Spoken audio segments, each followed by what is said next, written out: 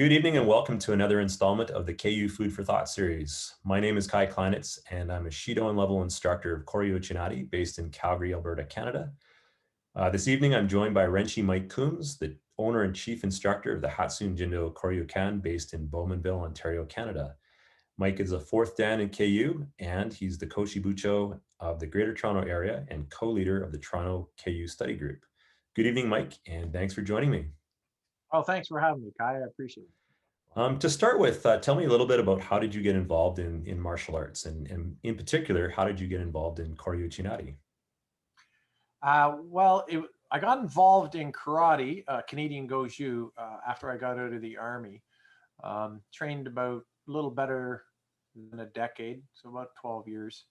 And then I was asked to a seminar by a friend who had heard it from another associate that Sensei McCarthy was coming to town. So at that point in time, it's very familiar story. You're training and you're getting answers to the questions you ask that don't quite jive, like it's for fighting on a narrow ledge or in a rice paddy, or you're grabbing the guy's eyes in the dark, just these ludicrous sort of answers that just aren't right, and you're not quite getting the right answers. So I was looking for something to that sort of fit, because I could never understand why something could last so long with such crazy answers to simple questions. Right, like the contextual premise was missing.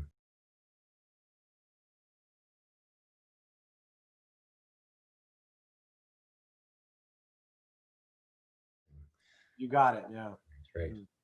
Okay, so when you attended Sensei McCarthy's seminar, what was it that really stuck out for you? What was it that kind of, it said to you that here's the answer, here's what I've been looking for? Right. Well, that's very, for me anyway, it's very definitive. When we went to the seminar, we arrived the Saturday morning all ready to rock and roll, full of energy. And after sort of stretching out for a bit and looking around, I could see that the majority of the people were like exhausted and were communicating about things that had happened, when I wasn't around or the days prior. And I realized, so it was at that point in time, I was at the weekend portion of the Gashaku, which started Wednesday night.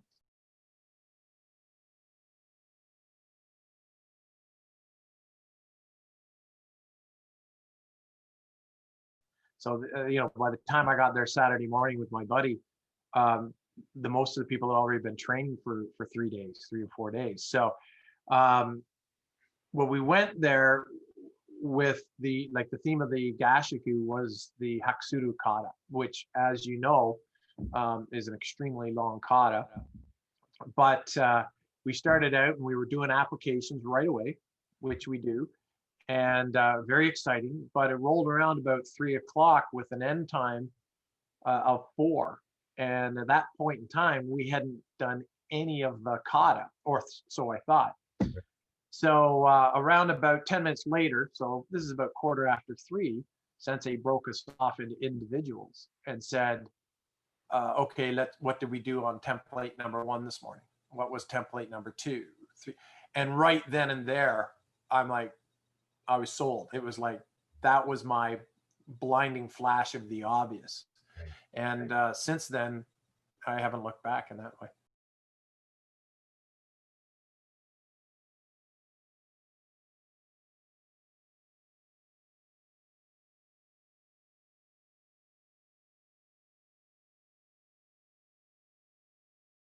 Yeah, suddenly that context is there, that which was missing all along. Yeah, absolutely. So when we look at the KU pathway process, or perhaps the methodology, what is it? What are the strengths of the KU system that you see both in as a teacher and for your students? Yeah. I think for sure, without a doubt, the two-person practices are really one of the linchpins. Having that practice within the karate, within KU, I should say, really gives an opportunity to form a contextual premise. The habitual act of physical violence working theory is a huge strength. The next strength, I think, is, knowing that Riai-Tegumi is the overall objective of our training, to be able to come in and riff, if you will, or free flow against habitual acts of physical violence with your training partner in a manner in which it's continuous, all lead us to the point where we're able to practice Riai-Tegumi is without a doubt the strongest aspect of the KU methodology.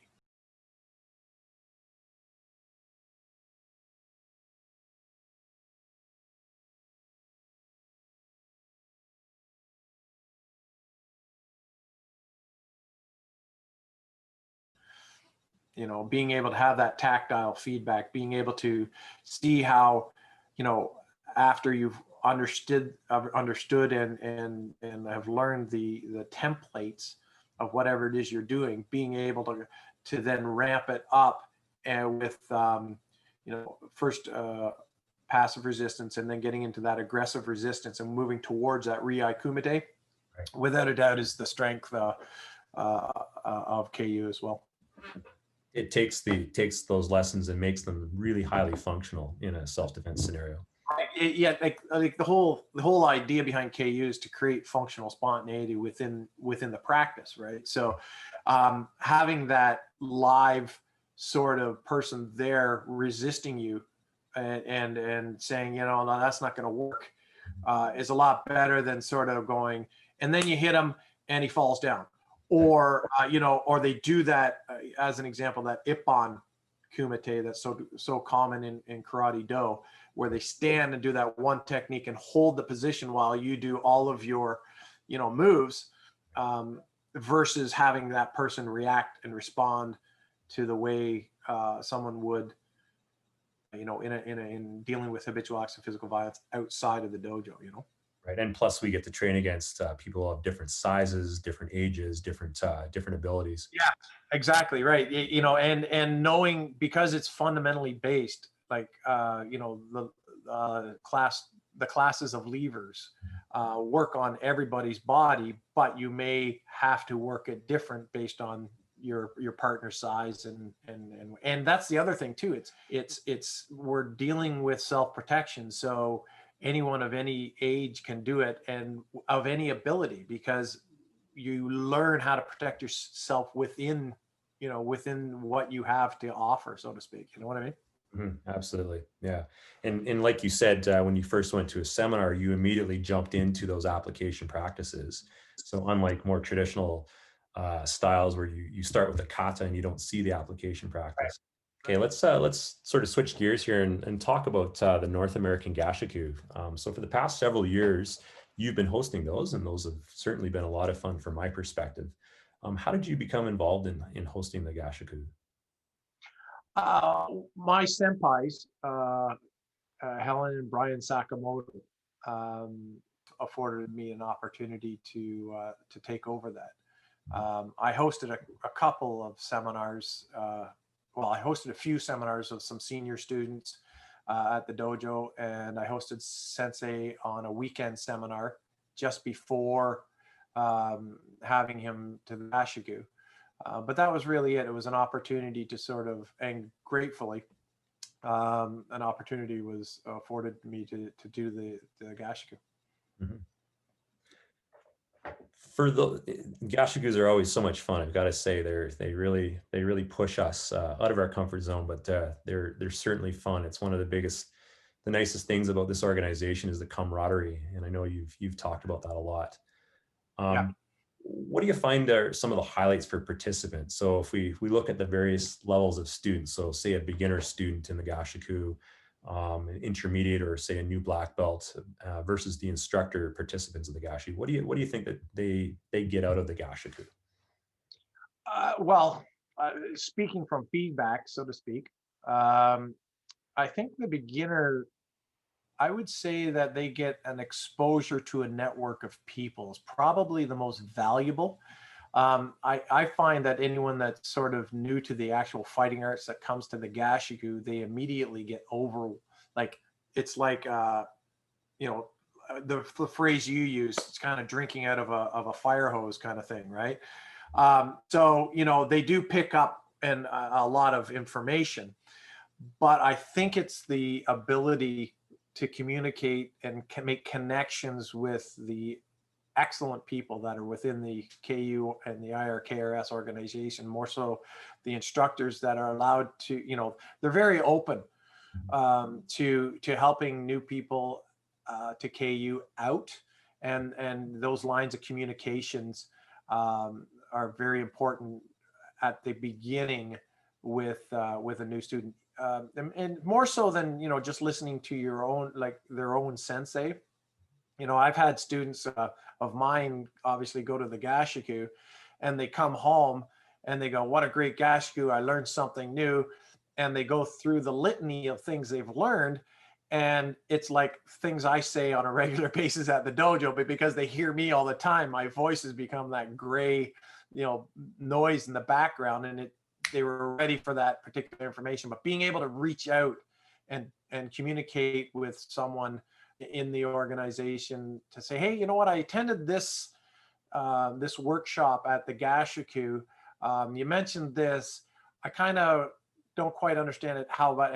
And they always get a good, solid, respectful answer from the seniors, and that obviously comes down from the top, because, as you know, Sensei McCarthy is very open as well to that, to you and I and others on his knowledge and stuff like that.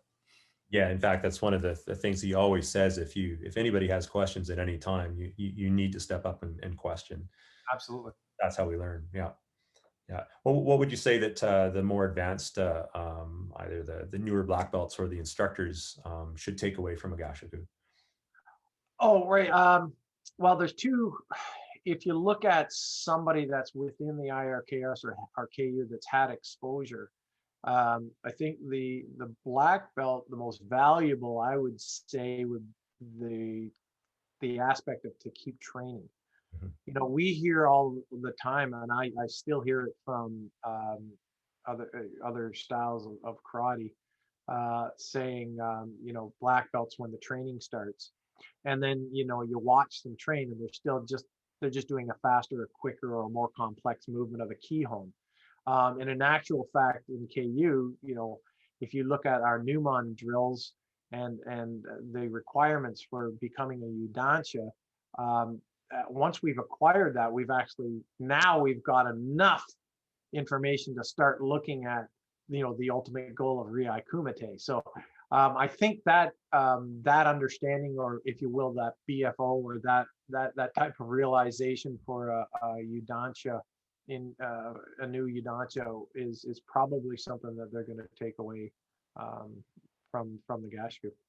Right. Absolutely. Yeah. As Um, far as like an advanced senior, um, I think I can probably speak a bit for myself. I look at, from my senpai and my and the way sensei delivers his lessons. I look at concepts and how they deliver them, that sort of augment, you know, my, not only my understanding and learning, but also how I pass it on.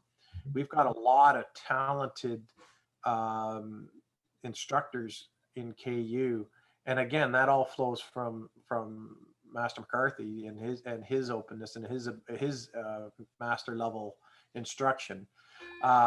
We've got a lot of great guys that are instructors, and I watch them and how they do it and how they deliver the lesson and how they affect, you know, my students after the seminar and stuff like that. So I really, that's you know, from someone that's had exposure to KU before. For someone that's sort of coming in maybe as an IRKRS member, I think they're coming in with enough with experiences of their own, that they're able to sort of piece together, much like probably you and I did when we first saw KU, because like I said, I was a second dan at the time, so I had enough experience to realize I didn't know anything, which, is kind of a bit, or not that I didn't know anything, I suppose that's the wrong wording, but there's more to learn. There's more to this. There's more to the understanding and how how KU kind of and our methodology breathes life into what they're practicing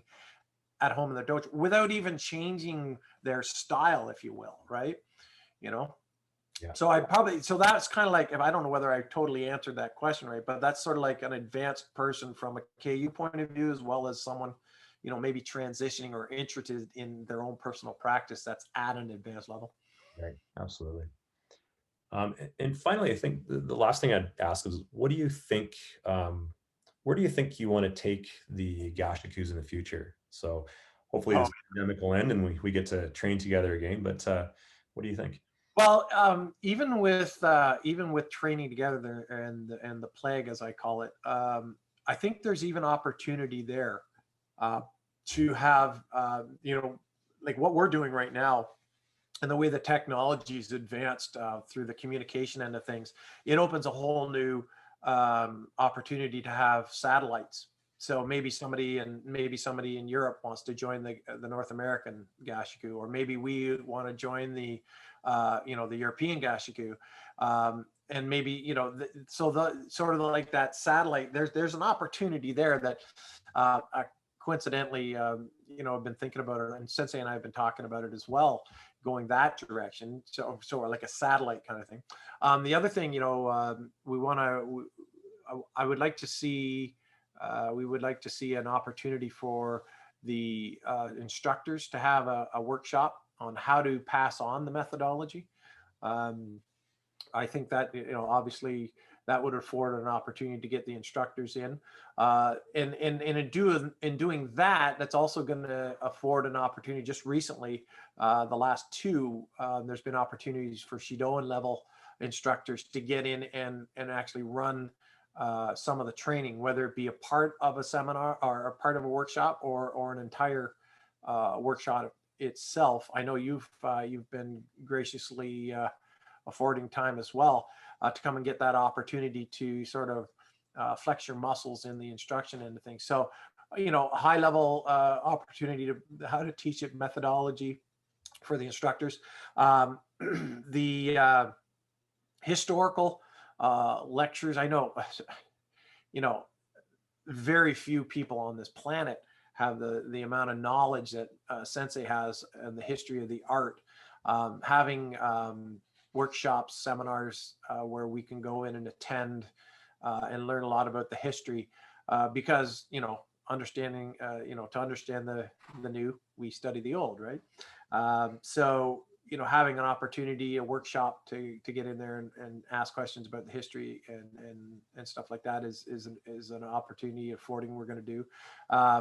Looking at bringing in instructors, like with the North American Gashaku, what I've like to do is keep it to the instructors in North America, our premier hour instructors in North America. But there's an opportunity as well to look into bringing European instructors over and getting another look at it. Although not to put down the quality of the awesome quality of the instructors we have here. So I think that location, obviously, looking at introducing some outdoor training sessions as well, and having multiple sessions going on, working towards I'd like to select, so over a course of say a week, you have maybe 5 or 6 sessions a day, and work it a bit like a smorgasbord or a buffet, where Kai would sort of go, I'd like to try weapons on Monday, then I'd like to do Nagewaza on Tuesday, and so on and so forth. Just sort of pick your schedule and then and run it that. So these are all things we're kind of working towards. And again, it's a test market, so to speak. Try a little bit, add a little bit more, take a little bit away. Okay, that didn't work so well. But the key, is for me anyway, is having a great team and support. So I had Josh and Jen help out, as well as Rebecca Tomasi help out as well with the organization of it too. So, and obviously the support from Sensei. So those are some of the things we're looking at to expand it. And again, it's a work in progress. And after each one, we send out a survey and sort of get an idea on what the feedback's like. Right. Yeah. Well, certainly, hopefully exciting times ahead. And as you said, leveraging this technology, certainly we can get different perspectives from different people around the world in KU, which is good. Yeah. Right. Well, thank you very much for joining me this evening and talking a little bit about your journey through Koryu Uchinadi. Yeah, and hopefully we'll see what others have to think in the future. Well, hey, thanks, Kai. I appreciate the time. I also thank you to Sensei McCarthy for affording us both this opportunity. Otherwise, I hadn't seen you for a year prior to this, so Sure. it's being out this far apart, a few thousand kilometers away. It's nice to get and see you. So thank you very much for your time as well. Thank you. All right. Have a good night. See you, Kai.